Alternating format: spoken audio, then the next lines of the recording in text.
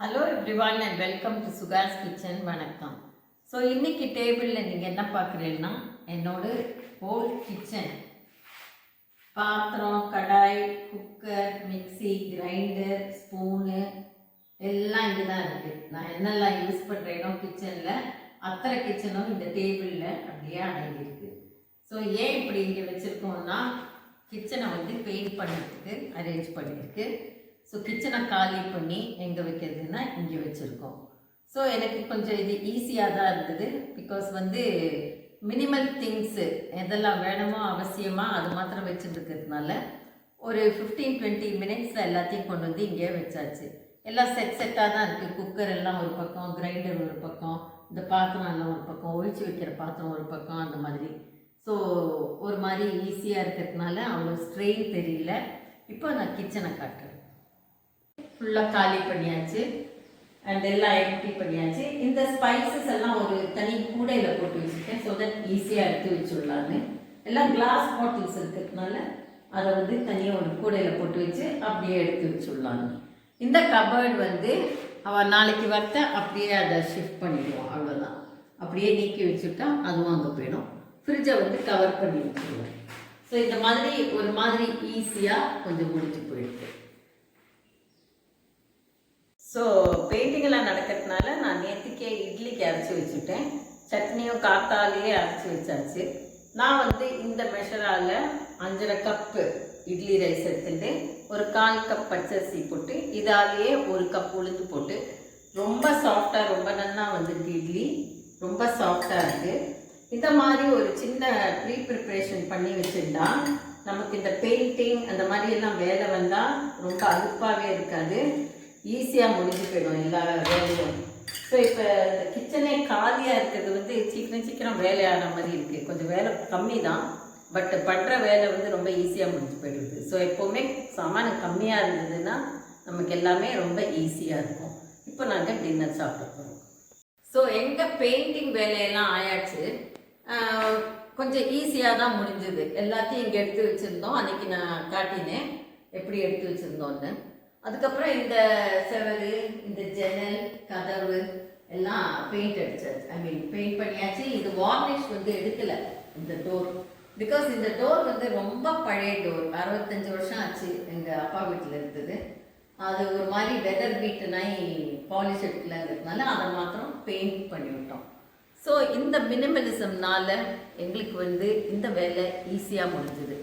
எங்கள் வயசில் இந்த மாதிரி எடுத்து வச்சு சாமானத்தெல்லாம் அங்கேயும் இங்கேயும் வச்சு தூக்கி வச்சு எல்லாம் இங்கே ஹெல்ப் கிடைக்காது. பட் பண்ணினது அவ்வளோ டயர்ட் ஆகலை. பெயிண்டர்ஸும் சீக்கிரம் பண்ணிவிட்டு 1.5 நாளில் முடிச்சுட்டு போயிட்டார். ஸோ இந்த மினிமலிசம் பற்றி பேசுகிறத ஒரு இம்பார்ட்டண்ட் பாயிண்ட் இன்றைக்கி சொல்லணும்னு நான் நினச்சேன். அது என்னன்னா, நிறைய பேர் மினிமலிசமோட இம்பார்ட்டண்ட் ஆஸ்பெக்ட் என்னன்னா பணம் சேவ் பண்ணலாம், ஜாஸ்தி வாங்கலைன்னா பணம் சேவ் ஆகும் அப்படிங்கிறாங்க. அந்த பணம் சேவ் ஆகுது ஒரு ஆஸ்பெக்ட் தான். அதுவும் ரொம்ப முக்கியமான ஆஸ்பெக்ட் இல்லை. ஏன்னா மினிமலிசமில் வந்து நம்ம நல்ல குவாலிட்டியாக வாங்கணும், ஒரே டைம் மெயின்டைன் பண்ணுற மாதிரி. ஸோ கொஞ்சம் கொஞ்சமாக ஃப்ரூகலாக கஞ்சத்தனமாக இருக்க முடியாது மினிமலிசமில்.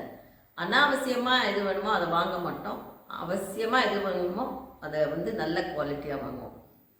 பட் இன்னொரு ரொம்ப இம்பார்ட்டண்ட் ஆஸ்பெக்ட் என்னன்னா, மினிமலிசமில் செல்ஃப் கான்ஃபிடென்ஸ் டெவலப் ஆகும். தன்னம்பிக்கை, செல்ஃப் கான்ஃபிடென்ஸ் ரொம்ப முக்கியமான ஒரு குவாலிட்டி. எல்லா சில்ட்ரனுக்கும் பேரண்ட்ஸ் வந்து சின்ன வயசுலேருந்தே செல்ஃப் கான்ஃபிடென்ஸை ஃபாஸ்டர் பண்ணணும். ஸோ இந்த செல்ஃப் கான்ஃபிடென்ஸ் எப்படி வருது மினிமலிசம்லன்னா, நமக்கு என்ன வேணுமோ அதை நம்ம டிசைட் பண்ணுவோம்.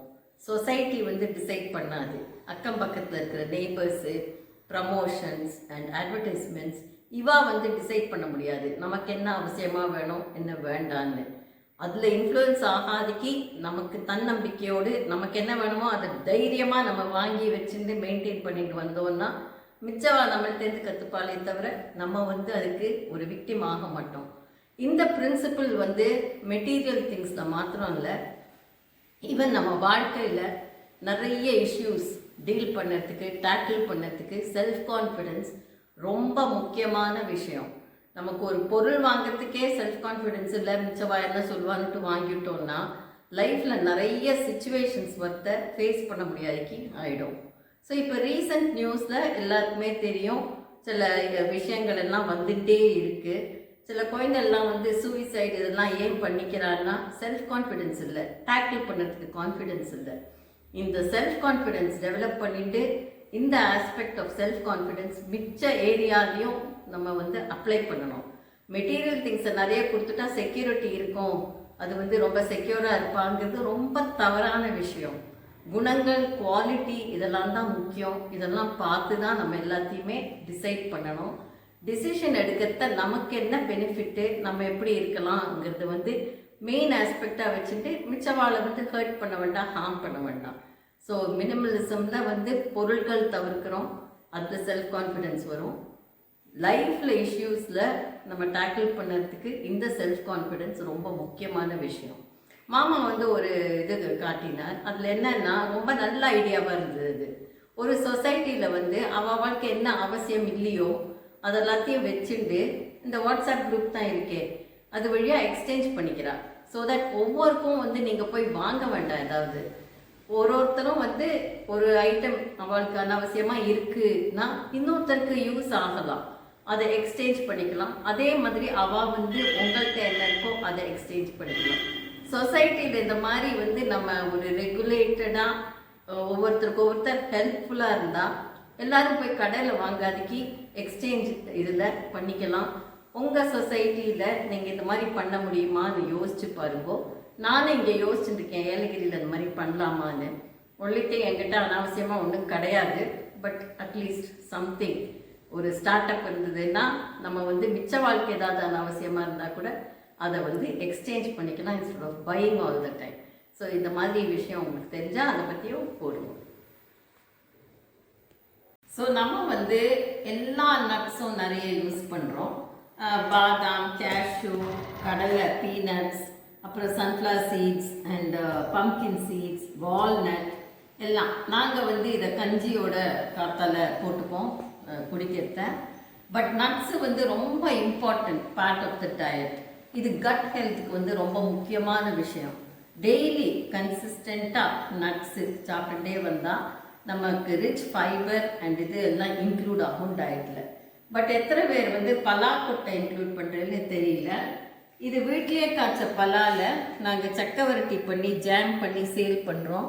அதில் இருக்கிற இந்த கொட்டையெல்லாம் வந்து நான் எடுத்து வச்சுட்டு எங்களுக்கு எவ்வளோ யூஸ் ஆகுமோ அந்த அளவுக்கு வச்சுட்டுட்டு பாக்கி எல்லாம் வந்து பக்கத்தில் மாடு வச்சுட்டுருக்கா.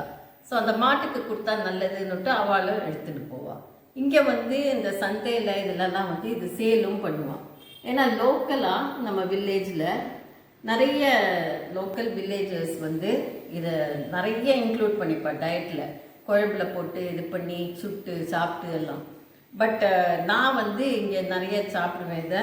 இல்லை நாங்கள் வீட்டில் இதை வந்து ஒரு தட்டு தட்டி விட்டு இந்த இதால் இல்லைன்னா ஒரு கல்லால் இந்த மாதிரி ப்ரௌன் போர்ஷன் இருக்கும், அதை கட் பண்ணி வேக வச்சுட்டு கூட்டில் போட்டு சாப்பிடலாம்.